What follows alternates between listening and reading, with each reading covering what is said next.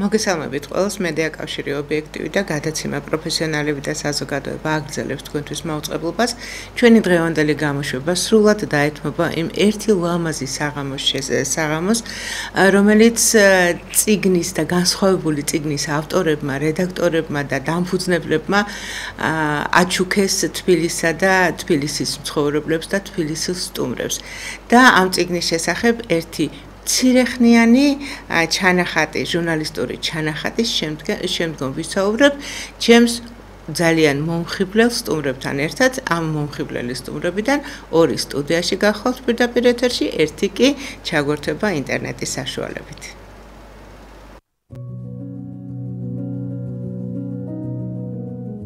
ცამეტი ქალი, ცამეტი ისტორია, ერთი შეუდრეკილი ძალა. ეს წიგნი უნდა შევინახო? კი, ეს ისტორიები არ უნდა დაკარგოს მომავალმა თაობამ.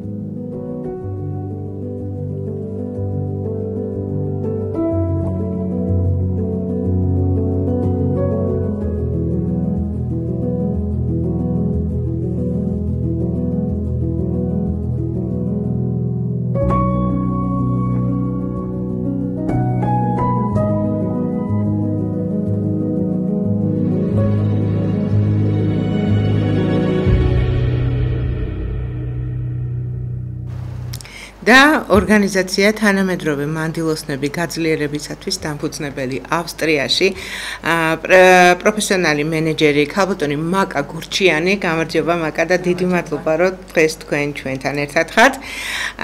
და ბიზნეს ადმინისტრატორი, წიგნის ავტორი ელენე გუჯეჯიანი, მდუმარე ფრონტი ქვია წიგნს, რომელიც ზუსტად ახლა იხილა მაყურებელმა. გამარჯობა ელენე, ძალიან დიდი მადლობა რომ ჩვენთან ხარ და ნაირა მარშანია, რომელსაც ჩვენი საზოგადოება იცნობს და ჩვენთან ობიექტივში კერძოდ ძალიან ხშირად არის ხოლმე გადაცემაში, ჩაგვერთვება ინტერნეტის საშუალებით, ცოტა მოგვიანებით შემოვა. ჩვენთან ერთად იქნება აუცილებლად, ოღონდ ცოტა მოგვიანებით შემოგვიერთდება. მდუმარე ფრონტი და აქ ახსენა პატარამ, რომ 13 ქალბატონის შესახებ არის ეს წიგნი.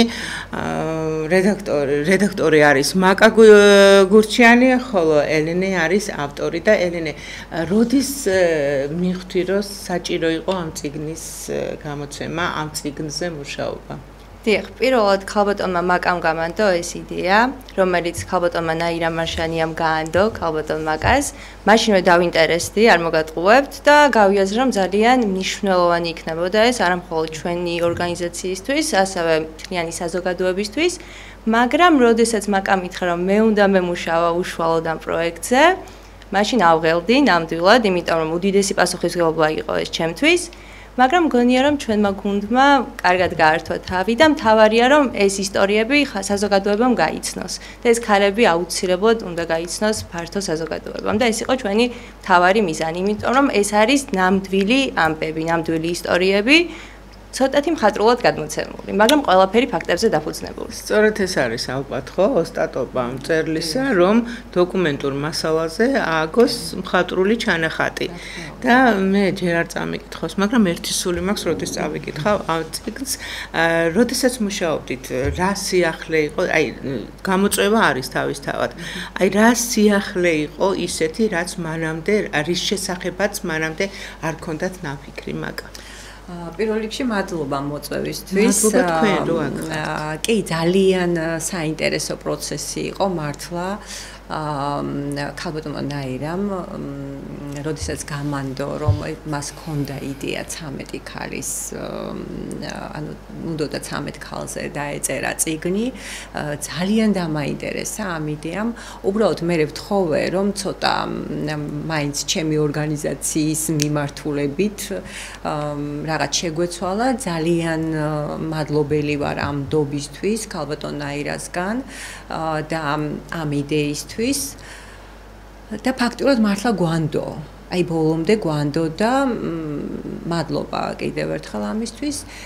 ჩვენ აქ ფაქტურად გამოვკვეთეთ ჩვენი ქალების სიძლიერე და ჩვენთვის ეს იყო, რომ მომავალი თაობისთვის ყოფილიყო ეს ქალები ინსპირაცია.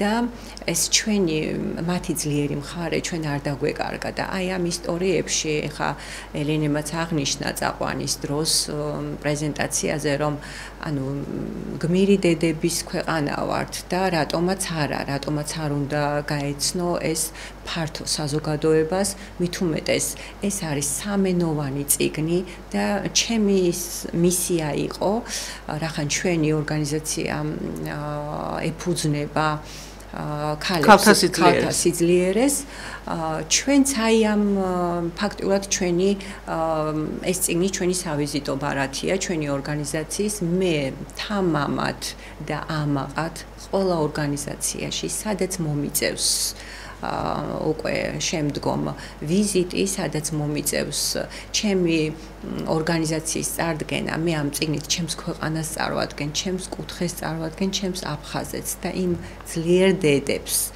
და ეს ისინი არ ითხოვდნენ ამ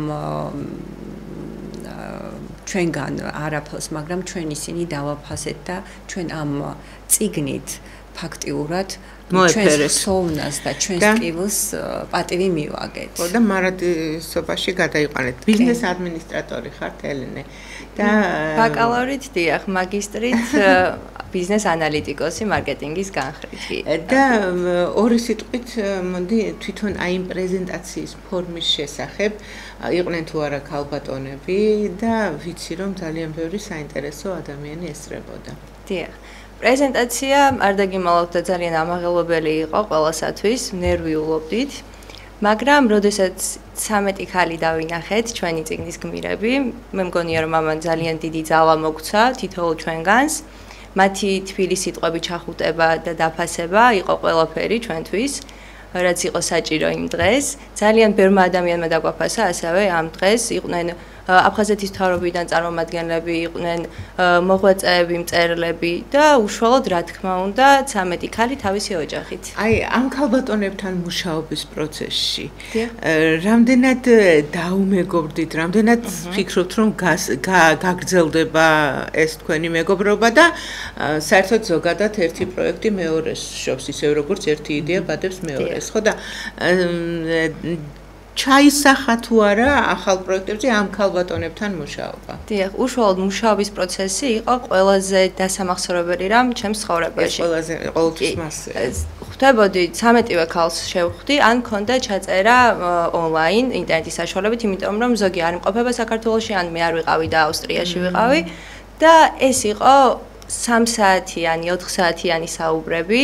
როგორც მეგობართან, როგორც მე 24 წლის ვარ და რა თქმა უნდა ყველა ის გმირი, ვინც ამ წიგნშია, ჩემზე უფროსია, რა თქმა უნდა ცხოვრებითაც ბევრად მეტი აქვთ გამოვლილი და სერიოზული გამოწვევაა, ხო? სერიოზული გამოწვევა და პასუხისმგებლობა იყო, მაგრამ მათ მიმიღეს როგორც ოჯახის წევრი, როგორც თანატოლი და ბოლომდე ჩართული იყო 13-ვე ქალბატონი. მე ისეთი დეტალები გავიგე მათი ცხოვრების, რომ დარწმუნებული ვარ, ბევრ მათ ახლობელს არ ეცოდინება. თავიანთი თავით საერთოდ სხვა კუთხით დაინახეს მათ მე მჯერა, იმიტომ რომ პროცესი იყო ასეთი, მე ვიწერდი მათთან ინტერვიუს, ეს იყო 3 საათიანი, 4 საათიანი საუბრები, შემდეგ თავიდან გავდიოდი ამ ჩანაწერს და ამ მასალაზე დაყნობით იქნებოდა უკვე თითო-თითო თავი. შემდეგ მათ ვუგზავნიდი, რა თქმა უნდა, და იქედან მოდიოდა უკავშირი ცრემლების, ჩახუტების და ემოციის სახით. ეს ნუ თუ ეს მეგავიარე, ან საერთოდ როგორც ხვის ცხოვრებას ისე აღიქვამდნენ. ქალბატონი მაკაც ერთ-ერთი ჩვენი წიგნის გმირია, მინდა აღვნიშნო, მან ეს პრეზენტაციაზეც არ აღნიშნა. არა და ძალიან ღირსეული ერთ-ერთი გმირია ჩვენი წიგნის და მაგ აი გასაგებია ელენე აფხაზეთიდან არ არის, ხო? არა, მე სვანეთ, ხო და თქვენ აფხაზეთიდან ხართ და მაინც რა სიახლე, რა იყო აი ის რასაც დავშათ არ ელოდებოდით და რაღაცა სასიამოვნოდ ან ოდნავ ნაღვლიანად გაგაკვირვათ. სევდანარევი სიხარული. ჩვენ ხომ ანუ მზად ვიყავი ამ კითხვებისთვის, უნდა ყოფილიყავი, იმიტომ რომ ჩვენ ვქმნიდით ორივე ამ პროექტს. ეს იმოდენად რაღაცა უხერხული სიტუაცია აღმოჩნდა ელენეს წინ რომ დავჯექი და ინტერვიუ ჩავწერე, რომ ჩემი თავი სხვა კუთხით დავინახე და ამ საუბრებში იმდენ დეტალს გაუსვა ხაზი ელენემ ბოლოს მკითხა რომ შინ სად იქნები, ანუ შინ სად იქნებიო და მეთქი აფხაზეთში თქო და ანუ მივხვდი რომ მე იმ 15 წლის გოგოს დაბრუნება მინდა აფხაზეთში, რომელიც წამოვიდა.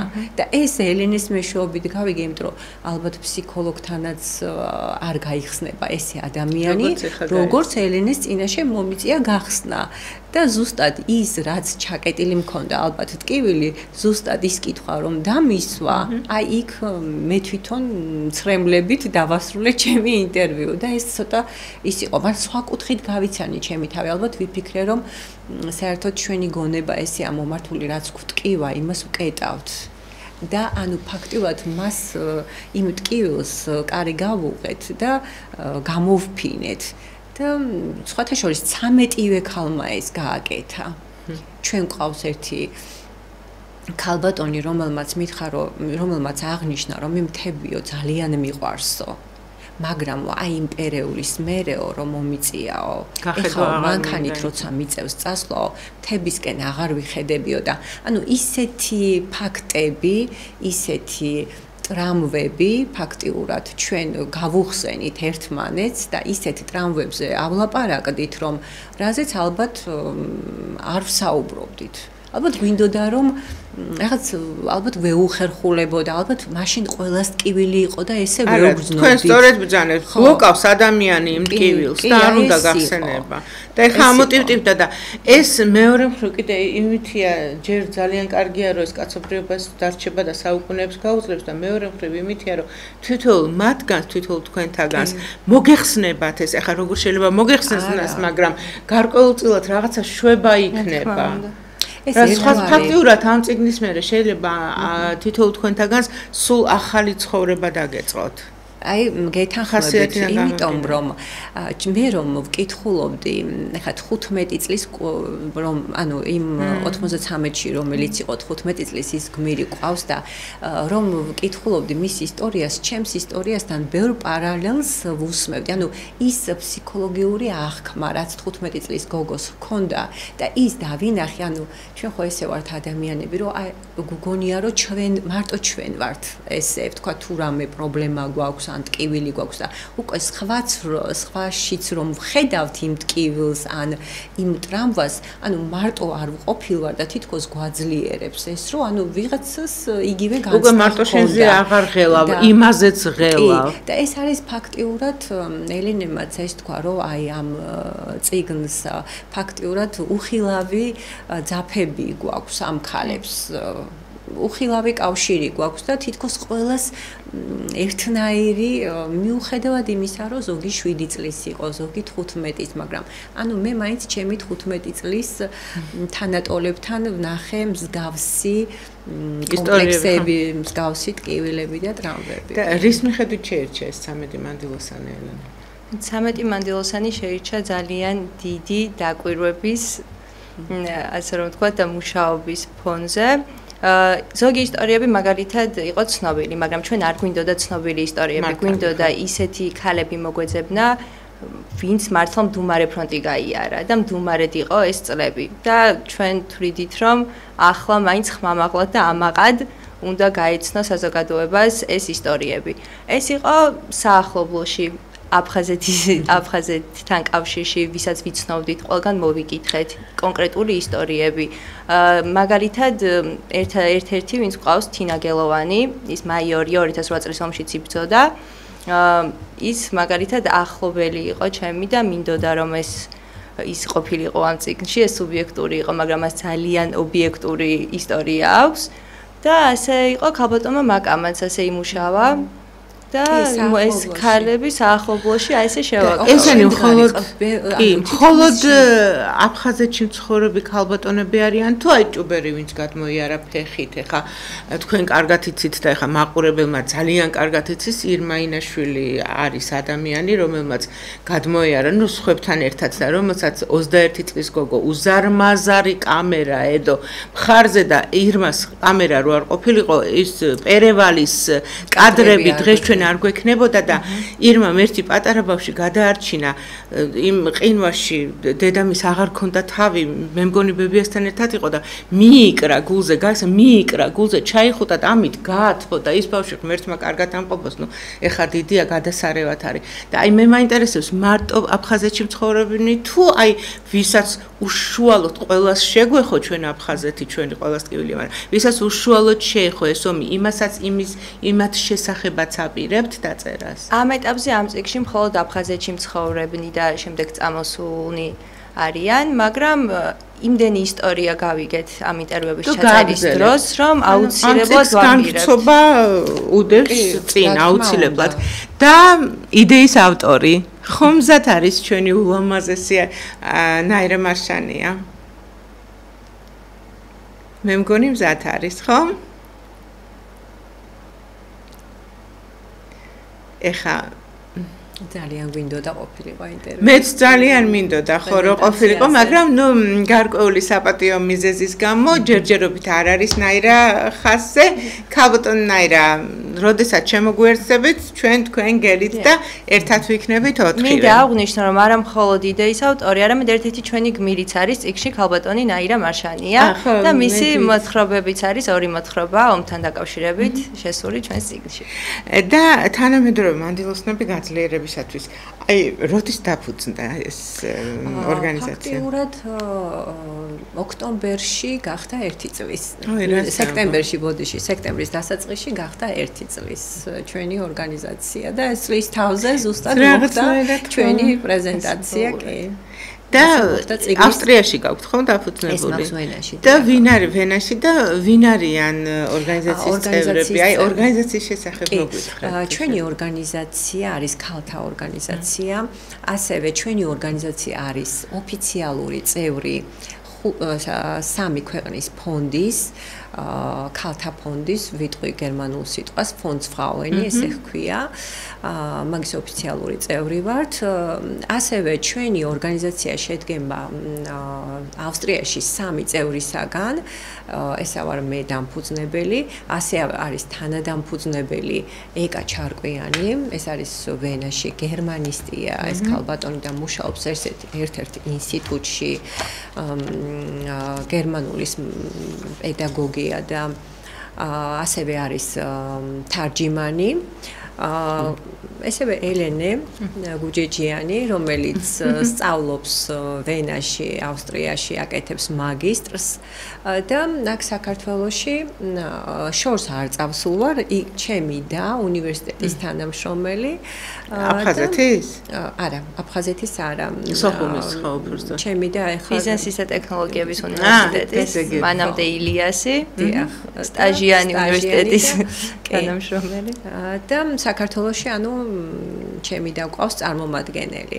ესე შევდგებით 4 ქალბატონისგან ორგანიზატორულ საქმეებს რაც შეეხება გარე საქმეებს ჩემს თავზე მე ვიღებ შიდა საქმეებს ელენეს და ესევე მყავს ეკა ძალიან ნიჭიერი რა საქმიანობთ აი ჩვენი ორგანიზაცია ესე იგი მუშაობს პროექტებზე ჩვენ ვქმნით კონცეფციას მუშაობთ პროცესზე თავიდან ბოლომდე და ხარისხის სტანდარტებს ვაწესებთ ასევე მხარს ვუჭერთ განათლებისა და კულტურის მიმართულებით პროექტებს და ეს წიგნი ამის ნათელი მაგალითია რომ ჩვენ ანუ ამ პროექტს დავუჭირეთ მხარი ვიმუშავეთ პროფესიონალურად ფაქტიურად თებერვალში გაიჟღერა ამ იდეამ და ჩვენ მარტში რომ შევუდექით ამ საქმეს სექტემბერში უკვე სრულყოფილად პრეზენტაციით დავასრულეთ, ვთვლი რომ კარგი პრეზენტაციით დავასრულეთ. შემდგომი ეს პროექტები რა გვაქვს? ეს გვაქვს თვითონ ევროპის მასშტაბით. 20 ნოემბერს დავაანონსებ ამ წიგნთან დაკავშირებით რა ხან საუბრობთ. ვენაში გვაქვს ამ წიგნის პრეზენტაცია, ამით დაინტერესდა ვენის კულტურის სამინისტრო. მისი PR სამსახური და 20 ნოემბერს გვაქვს კონკრეტული დროც ვიცით 3 საათზე ავსტრიაში, კერძოდ ვენაში პრეზენტაცია და ძალიან ელოდებიან ამ წიგნს. ჩვენ ჩავთავთ მაგ პრეზენტაციას, სიამოვნებით რომ საათზე იქნება. ეს იქნება 3 საათზე ჩვენი დროით, ავსტრიის დროით და ნოემბერში აქ უკვე საათი გადაწეული იქნება და 6 საათზე. კარგით, არა უშავს, მე რა საათს რაღაცას მოვიფიქრებ. ელენე, შემეცნებითი ხასიათი აქვს წიგნს, წეღან ვახსენეთ ჩვენ. როგორც ავტორს მაინტერესებს, რამდენად მართებული იქნება ბავშვებს რომ წავაკითხოთ ეს რას გულისხმობ, ძალიან მძიმე ხო არ იქნება?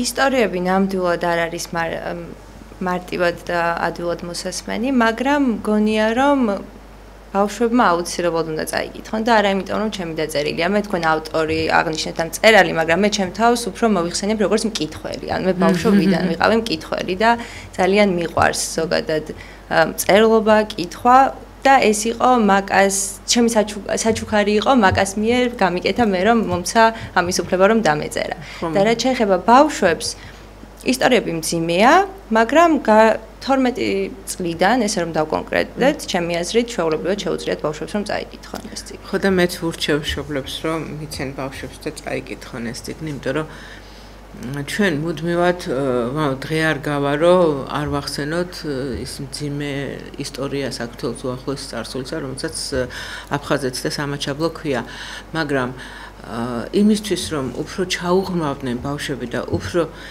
მიხვდნენ რაზე გვაქვს საუბარი, ამისთვის საჭიროა რომ წაიკითხონ ბავშვებმა და იცოდნენ ვინ ვართ და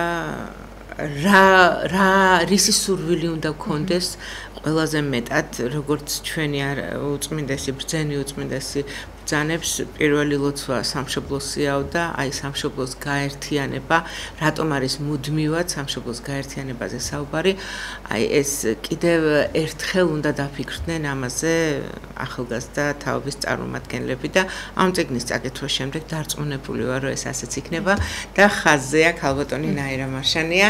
მოგესალმებით ქალბატონო ნაირა, გამარჯობა. გამარჯობა. მოგესალმები. ქალბატონო როგორ ხართ? კარგად, თქვენ ხომ კარგად? სულ მალე თქვენ აქ იქნებით ჩვენთან სტუდიაში. მე ამას პირდები ჩემ მაყურებელს და მიყვარს თქვენი სტუდია ძალიან მიყვარს. ჩვენც ძალიან გვიყვარხართ ქალბატონო ნაირა და ყველას უყვარხართ საზოგადოების წევრებს. დუმარე ფრონტი, ეს წიგნი, ამ წიგნის იდეის ავტორი თქვენ ბრძანდებით. აი ხა გისმენთ. თქვენი ისტორიები კარგად იციან ჩემმა მაყურებლებმა, ქალბატონო ნაირა და ყველამ, მაგრამ ეხა უშუალოდ აი ამ ფრონტის, მდუმარე ფრონტის შესახებ მოგვიყევით, როდის დაგებადათ ეს იდეა, რომ ქალბატონ მაკას შეიქმნა ეს წიგნი და ელენეს დაეწერა. კი ბატონო, მე უკვე დიდი ხანია ამ თემაზე ვმუშაობ. სხვა მასალა მაქვს მოგროვილი და სხვათა შორის მე გერმანელებთან ერთად უნდა გამეკეთებია ეს წიგნი, მაგრამ რატომღაც გერმანელებმა ცოტა იზარმაცეს და აგვიანეს. გერმანელებმა იზარმაცეს? არა, ამასობაში აღმოჩნდა მაკა. დედამისი მირეკავს, რომელიც ჩემი მეგობარია, რომ მაკას უნდა შეხვდე რაღაც დაილაპარაკოთ. აი ამას ქვია საჭირო დროს, საჭირო ადამიანების გვერდით. დიახ. რომ შევხვდი მაკას, მაკა პატარა მახსოვს, მისი ბავშვობა მახსოვს, ვინაიდან ჩვენ ახლობლები ვართ და უცებ წარმომიდგა ზრდასრული, სხვა სახი, ჩამოყალიბებული, ძლიერი ქალბატონი, რომელიც საქმიანობს ასე კაფიო და კარგად. ვისაუბრეთ რაღაცები და მითხრა რომ მას საქართველოსთან ერთად უნდა რაღაც გაეკეთებია საქართველოსთან დაკავშირებით, ავსტრია საქართველოსთან დაკავშირებით.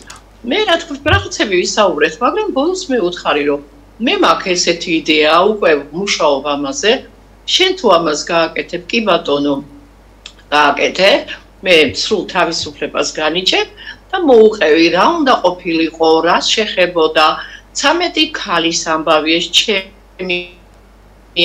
ჩემი არის 13 რიცხვი მე ავირჩიე და რაღაც ამბები ცხელი წერტილიდან 13 ქალის ამბავი ცხელი წერტილიდან მაგას მოეწონა ეს იდეა მით უმეტეს მაგასთვის ეს იყო ძალიან ხელსაყრელი რახან ის ქალთა მიმართულებით მუშაობს მეც გარდა იმისა რომ ვარ მწერალი პოდკასტის თარგმნელი თან ქალთა ორგანიზაციის სამთავრობო ქალთა ორგანიზაციის გამგეობის წევრი და ქალთა მიმართულებით მეც ბევრ რაღაცებს და კიდევ უამრავი რამ მე სპეციალურად არაფერი არ ვთქვი უბრალოდ ვამბობ რომ წერალი ხართ არა მარტო ამასთან ვშო და ამიტომ ჩემთვისაც ეს თემა საჭირო იყო და გადავწყვიტეთ რომ გაგვეკეთებია მე შევთავაზე რომ სამენოვანი ყოფილიყო მაკამ ეს იდეა გადასწარებად მიიღო და მე მადლობელი ვარ მაკას იმიტომ რომ მაკამ ძალიან მოკლეა დროში ძალიან ოპერატიულად აი წარმოუდგენელ დროში 3 თვეში გააკეთა წიგნი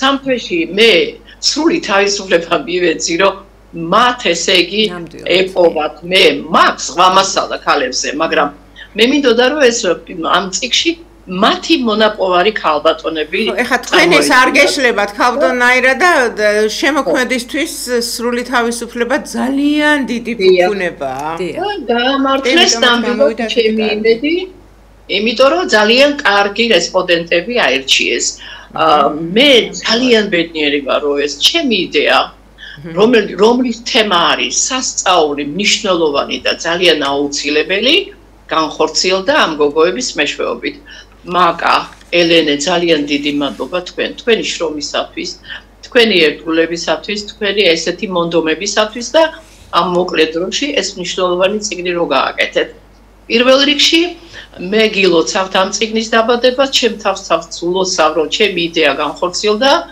და მეორე რიგში მინდა ქალბატონებს მადლობა უთხრა ვინც მონაწილეობა მიიღო ამ წიგნში და მე ვამბობ რომ სუსტი ქალი არ არსებობს ყველა ქალი არის ძლიერი მაგრამ ყველა ქალმა თავის თავში უნდა იპოვოს ეს სიძლიერე და ეს წიგნი გარდა იმისა ჩვენ პოულობთ ძლიერ ქალებს არის ინსპირაცია იმ სუსტი ქალებისთვის სუსტ არ ვიტყვი იმ ქალებისთვის ვისაც თავი მიაჩნია რომ გონიათ რომ სუსტები არიან. მოდით ასე ვთქვათ.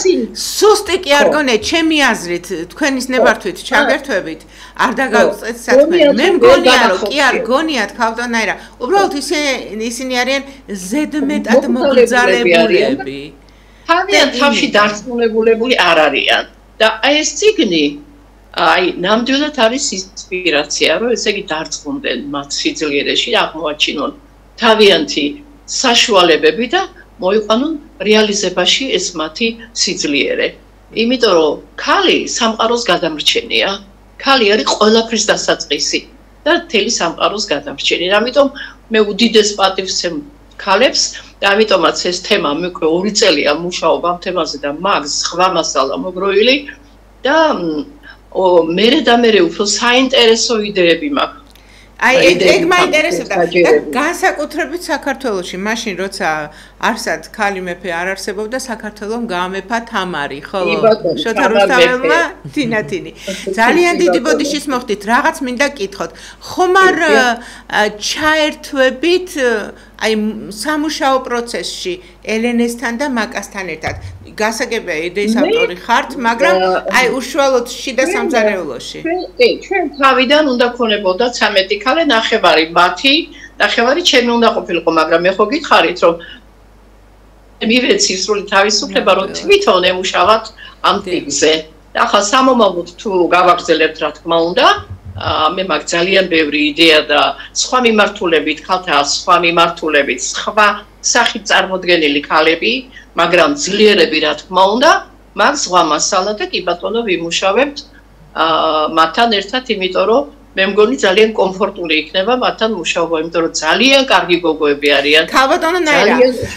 რახან კი დაასრულეთ გოგონებზე საუბარი ხო და მე მივესალმები მათ აი ენერგიას იმ შრომას რაც მათ ჩადეს ამ წიგნში და მიხარია რომ კარგი წიგნი გამოვიდა არაჩვეულებრივი პრეზენტაცია შედგა მე რაღაც მიზეზების გამო პრეზენტაციას ვერ დავესწარი მაგრამ ყველაფერი ეს მიზეზები ძალიან სწრაფად აღმოიფხვრება და ყველგან იქნებით როგორც ადრე იყავით ისე არა всё უკვე ყველაფერი რიქსია აბსოლუტურად ჯანმრთელად გამყოფოთ აბსოლუტურად რიქსია ფორმაში ვარ ასე რომ ყველაფერი რიქსი იქნება ეხლა ჩემი კიდე ორი წიგნი ითარგმნა თურქეთში და აზერბაიჯანში და მალე მექნება ამ წიგნების პრეზენტაცია ხო და გელოდებით სტუდიაში თემა და იდეა ძალიან ბევრი გვაქვს სამუშაოც ბევრი გვექნება და მე ამ გოგოებს კიდევ ერთხელ ულოცავ წარმატებას, გამარჯვებას ამ საქმეში.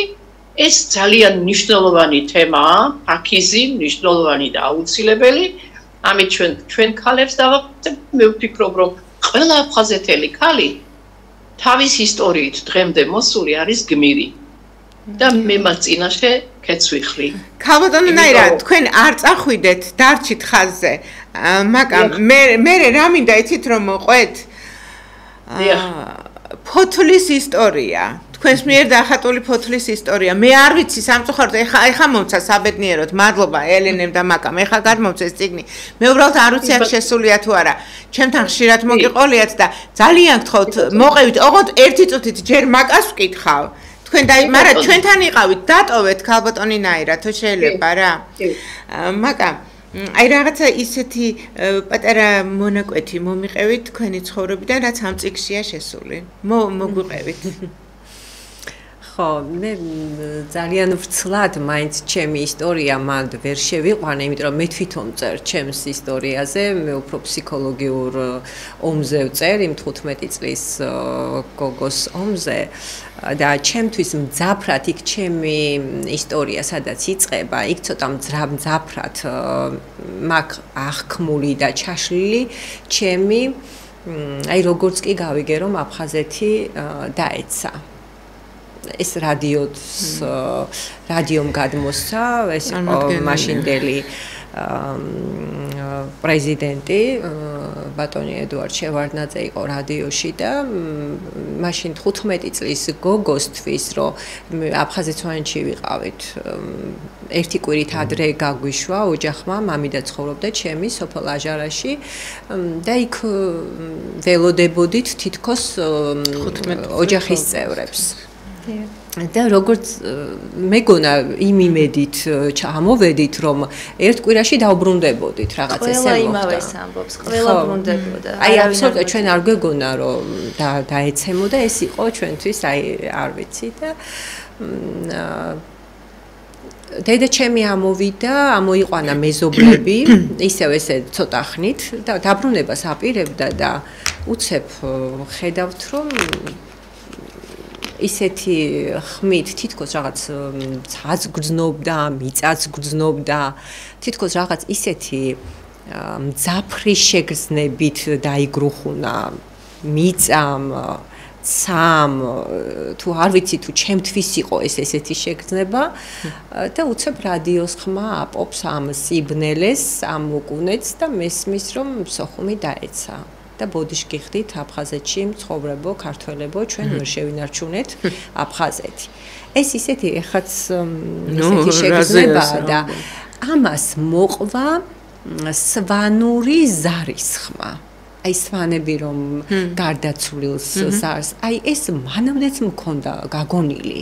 მაგრამ ეს ისეთი მძაფრი, ისეთი საშინელი შეგრძნება იყო, რომ ჩემდაც რომ არ გამოვეფხიზლებინე და 5 წლის იყო ჩემი და მე ვიყავი 15-ის და რომ ხელზე მომკაჩა და მაკაო რა ხდებაო სახში ვეღარ ჩავალთო სოხუმი დაეცაო მანდ მოვფხიზლდი რომ ბავშვი არ დამეტოვებინა უყურადღებოდ და თითქოს პასუხისმგებლობა ჩამერთო რომ ეს ჩემი და დამეცვა და ამან მომაფხიზლა თორე ალბათ ისეთი ის იყო ჩემთვის მძაფრი შეგრძნება და შოკი რომ კარგახანს გამიჭირდა გამოსვლა ეს მახსენდება ძალიან მძიმედ და აი ეს ჩავშალე ეს თემა წიგნის დასაწყისში ელენეს სურდა ამ თემაზე ბატონ ნიკოლოს წერედიანს ხოვე რომ წავაკითხოთ ბატონ ნიკოლოს ეს ნაწყვეტი თქო მაგრამ მაკამ სამწუხაროდ უარი მითხრა და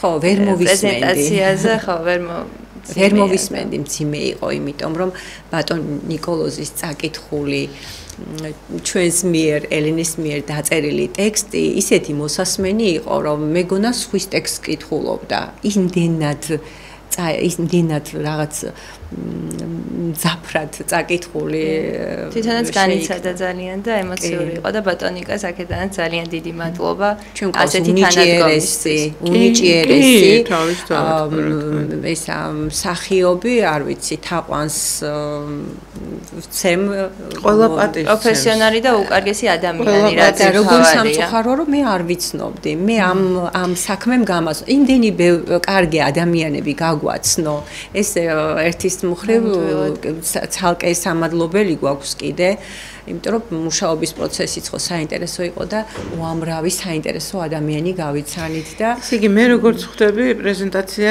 თეატრალიზირებულიც იყო ხო? დიახ კი ნაწყვეტებს კითხულობდა ბატონი ნიკა წიგნიდან რაც ძალიან ემოციური იყო მოსასმენად აღმოვარჩიეთ რამოდენიმე ძალიან რთული იყო მაგრამ აღმოჩნდა რომ ყველაზე მძიმე ისტორიები აგვირჩევია. ეს იყო ქალბატონი თინა გელოვანის, რომელიც 2008 წლის ომიდან არის ნაწყვეტი, სადაც დაიბარეს ის კარავში, უკვე გამოცხადდა რომ რუსეთ-საქართველოს შორის ომია დაწყებული და ქალბატონი თინას პირველი აზრი არის ის რომ გაგრასაც ხომ არ ავიღებთ. ის გაგრიდან იყო და ეს ემოციები დაუბრუნდა ისევ ომის. მეორე იყო ქალბატონი ფოთოლა კოპალიანის, რომელმაც ორი ვაჟკაცი დაკარგა ომში 19 წლის კახა და 21 წლის გოგი აფხაზეთის ომში ძმები დაეცნენ და მესამე დედა თინათინის ბერი ანდრიას დედის და თქვენც ხვდებით ალბათ როგორი მძიმე ისტორიები იყო მოსასმენად მაგრამ ღირდა ნამდვილად ხო ნუ ეგ ყველა ისტორია მძიმეა ქალბატონ აირა ხო ჩვენთან ერთად ხართ კი გახლავართ მოდით ახლა უკვე აქ რომ იყავით და ის ფოთლის ისტორია მოყევით. რა თქმა უნდა არის სევდანარევი, მაგრამ ცოტა ისეთია რაღაც სიმბოლური იქნება, ხო და მოდი მოვყვეთ ეს ისტორია. მე რაც იქიდან დაიწყეთ, აი რატო აღმოჩნდით საზღვარზე. კი ბატონო. რაც აფხაზეთი დავკარგეთ, მის შემდეგ 32 წელი მე ღამე არ მძინებია. ანუ ამას მე დავარქვი ომის სინდრომი, უძილობა ომის სინდრომი, რაც ძალიან ტანჯავს დღემდე. ერთ დილით გამთენისას თითქოს არ ვიცი ეს იყო ხილვა თუ სიზმარი იყო, თითქოს რაღაც ჩამესმის რომ წადი ენგურზე, გადახედე გაღმა ნაპირს და კარგად გახტები. მე ავდექი დილით ადრე 6 საათზე, მივირთვიყავა, ჩავჯექი ჩემს მანქანაში, არ სახში არ მithქვამ სად მივდიოდი. აი ესე ნელა ჩემი აზრებით, ჩემი ფიქრებით მთელი გზა მოგზაურობდი ენგურამდე სოხუმთან ერთად, ჩემს ესე იგი მოგონებებთან ერთად აღმოჩნდი ესე ენგურის ხიდზე. იქ ჩემთან საბედნიეროდ ჩემი ნაცნობი ბიჭები აღმოჩნდნენ და გაუკვირდათ რომ დამინახეს, უთხარი არსად არ მივდივარ, არავის არ ველოდები, აი ჩემი გასაღები, ჩემი საბუთები, ნეიტრალურ ზონამდე მიმიშვით, უბრალოდ მინდა ვისუნთქო იქიდან მონაბერი ჰაერი და შევხედო იმ გაღმა ნაპირს მეტი არაფერი. ცოტა გაუკვირდათ, მაგრამ ძალიან კარგად გაიგეს ჩემი გულის თქმა.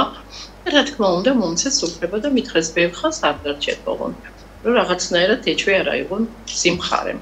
გავედი ესე იგი ნეიტრალურ ზონამდე, დავიწყე დაბლიდან დათვალიერება, რიყის ქვები მოვათვალიერე, ენგურზე დაყრილი, მერე ბუჩქები, ჭადრები, ესე იგი საგუშაგო და თან ღრმად ვსუნთქავდი იქიდან მონაბერ ჰაერს. ამ დროს ურნით დადის ესე იგი ტაჩკით მე ხიდის ბიზნესმენს უძახი ასეთ ადამიანებს რაღაც ტვირთი გადაახვდა რაღაც კაპიკებს შოულობენ.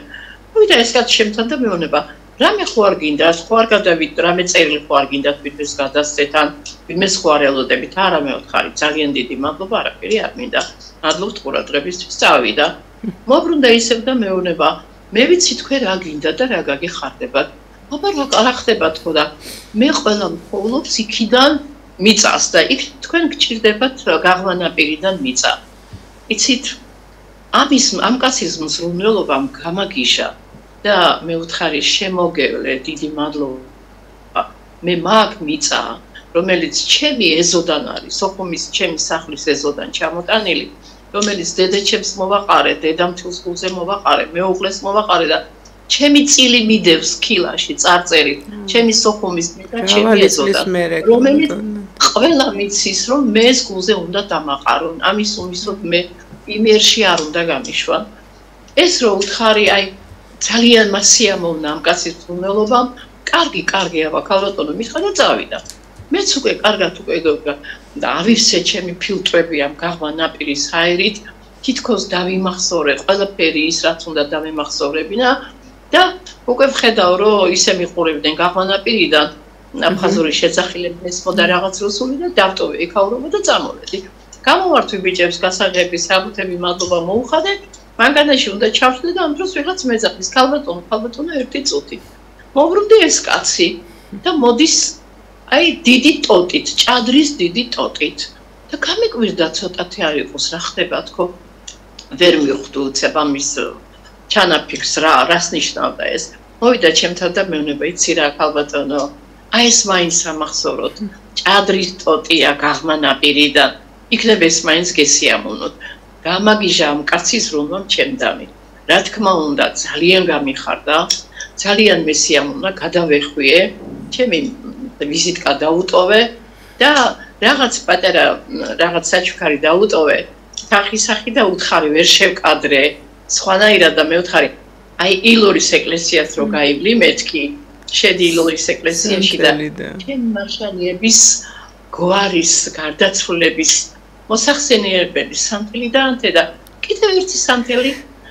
ჩვენ საფაზო ჩემი მარშალიების ჯანმრთელობის დამინთე მეთქი და ამით გადავეხვიე სასწაული რაღაც გამიკეთა ჩავჯექი მანქანაში დროშასავით დავიდე ავაყუდე ეს ტოტი ჩამოვედი სახლში და მე მოვუყები ყველას ეს ისტორია და ეს ფოთლები როცა გახმა და ჩამოცვიდა ტოტიდან შევინახე ერთვენია დღეს რაღაც ციგნის ფოთლებიდან გადმოიყარა ეს ფოთლები და ვიფიქრე ვაიმე მე რო არ ვიქნებ გადაყარონ და ყველა კი ვერ მიხვდება საიდან არის ეს ფოთოლი და რა დათვირთვა ამიტომ რახან მე ვხატავ დავხატე ჩასჩოში ერთ-ერთი უმნიშვნელოვანესია მე მგონი არა მხოლოდ თქვენ შემოქმედებაში არამედ საქართველოს უახლეს ისტორიაში ქალბატონაირა ეს და ეს არის ჩემი ესე იგი სამახსოვრო ნახატი უკან რომ წარწერით რომ ეს არის ჩემი ესე იგი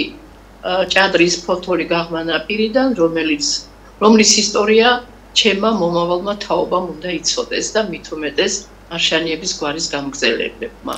იმიტომ რომ ეს არის ჩემთვის ძალიან მნიშვნელოვანი და ბევრი მაქვს ასეთი ისტორიები და აი ახლა მე მგონი კიდე ახალ წიგნს დავიწყებ და ყველა მოთხრობა, ყველა ჩემი წიგნები ეხება აფხაზეთს, ეს არის ჩემი გრძნობები, განცდა, ჩემი ტკივილი, ჩემი მოგონებები, როგორც კარგი, სასიამოვნო, ასევე რა თქმა უნდა, მძაფრი და ტრაგიკული და ძალიან გულსატკენი.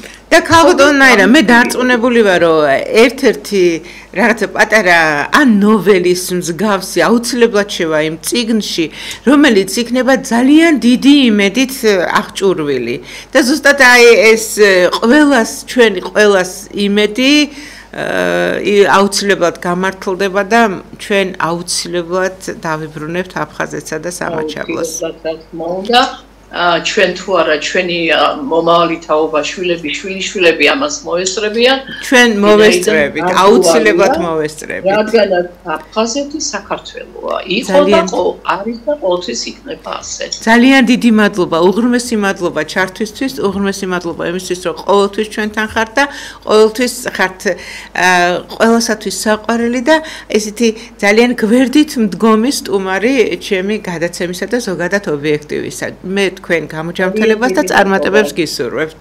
ნახვამდის. მადლობა საყვარელო პირიქით ასეთი დაფასებისთვის, ყოველთვის მოწვევისთვის და კარგი გადაცემებისთვის თქვენგან რასაც ვღებულობთ. უღრმესი მადლობა. დროებით ქალბატონაირა, დიდი მადლობა. მაგრამ მაგრამ რამდენად არის მონდომება ავსტრიაში მცხოვრები ქართველებისა, რომ ქართულ ისტორიებზე გაიზარდონ მათი შთამომავლები. როდესაც არ აქვს ამას მნიშვნელობა ავსტრიაში ცხოვრობ, გერმანიაში ხები ვიცი. ჩემი პირველი თემა მე ტელევიზიაში მოვედი პირველ არხზე მუშაობდი, მაშინ ძალიან პატარა ვიყავი დაახლოებით ჩემ ხელა. ჩემი თემა არის უცხოეთში მოღვაწე ქართველები და რაღაცა ისე მოხდა, რომ ავსტრიაში ძალიან ბევრი ხართ. ჯერ მარტო ქეთი პაპავა რა დღის რო პრიმაა, ჩვენი პრიმა ვენის თეატრში, ხო? მაგდა რატომღაც აი ავსტრიაში მცხოვრებ ქართველებთან პირველი ხართ თქვენ და მადლობა ამისთვის.